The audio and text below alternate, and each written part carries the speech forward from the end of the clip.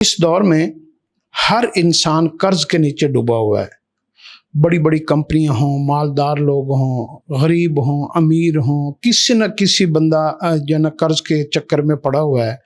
اور قرض سے بڑی جو ہے نا پریشانی انسان کے لیے کوئی نہیں ہے، کیونکہ جو بندہ مقروض ہو جاتا ہے نا، اس کی سوچنے سمجھنے کی، کام کرنے کی، جد و جہد کی، جو جتنی بھی اس کی ایکٹیویٹیز ہیں نا، وہ ساری ڈمپ ہو جاتی ہیں، اور اس کا کسی کام کو کرنے کو دل نہیں کرتا جب تک اس کا قرضہ نہ ادا ہو جائے۔ حضور صلی اللہ علیہ وسلم سے ایک دعا بڑی حضرت ام سلمہ رضی اللہ تعالیٰ عنہ جو ان کی بیوی ہیں نا، انہوں نے اس دعا کو نقل کیا ہے۔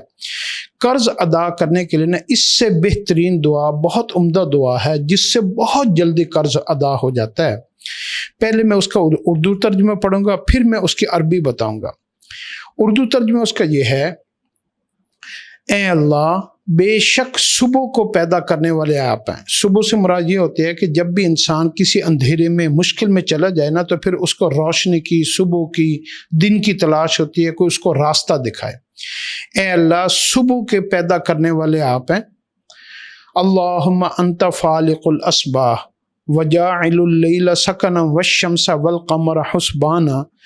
اے اللہ، صبح کے نکالنے والے، صبح کو پیدا کرنے والے آپ ہیں، اور رات کو سکون بنانے والے آپ ہیں، یعنی رات کو اللہ نے سکون بنایا، اور اللہ رب العزت نے سورج اور چاند کو حساب کتاب کے لیے اپنی اپنی منزل مقصود کے اوپر چلایا، جس سے دنوں کا، گھنٹوں کا، صبح و شام کا، چیزوں کا، موسموں کا حساب لگایا جاتا ہے۔ اقضی عنا الدین واغننی من الفقر۔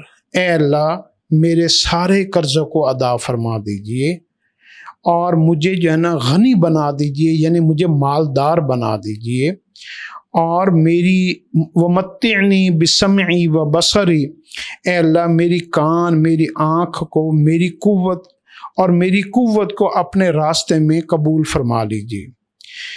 وہی میں نے بتایا نا کہ انسان کی سوچنے سمجھنے کی، دیکھنے کی ساری صلاحیت مقروض آدمی کی ختم ہو جاتی ہے، تو اللہ کے نبی صلی اللہ علیہ وسلم نے اس دعا کو بھی ساتھ مانگ لیا کہ جب میں مقروض ہو جاؤں تو میری یہ ساری بصارت، میری سوچنے کی، میری دیکھنے کی جو صلاحیت ہے، یہ ساری جو ہے نا کام کرنا چھوڑ دے گی۔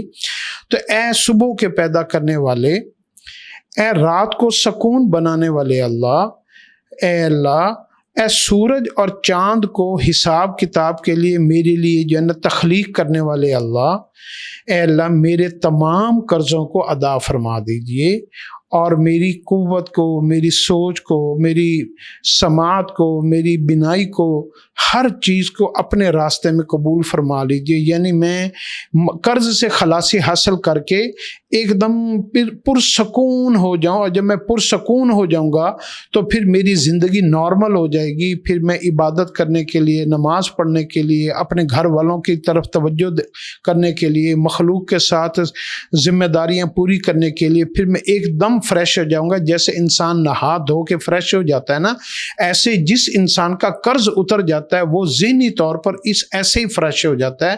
تو اللہ رب العزت سے جب قرض اتارنے کی دعا کی ہے تو ان سارے لفظوں کو آپ غور کریں نا، سارے لفظوں کی درمیان میں ایک دوسرے کے ساتھ اتنا خوبصورت ربط ہے جس سے انسان کی ساری قرض بھی اتر جائے، اس کی سوچ، اس کی عقل، اس کی ساری تازگی واپس لوٹ آئے، اور اس کا دماغ فریش ہو جائے۔ تو اس دعا کو آپ اپنی زندگی میں جو ہے نا پڑھنا شروع کر دیں۔ میں اس کو اب عربی میں پورا پڑھ دیتا ہوں۔ اللہم انت فالق الاسباح وجاعل اللیل سکنا والشمس والقمر حسبانا اقض عنا الدین واغننی من الفقر ومتعنی بسمعی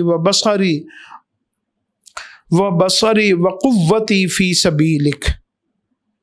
اللہ ہمیں جو ہے نا اس کی سمجھ عطا فرمائے۔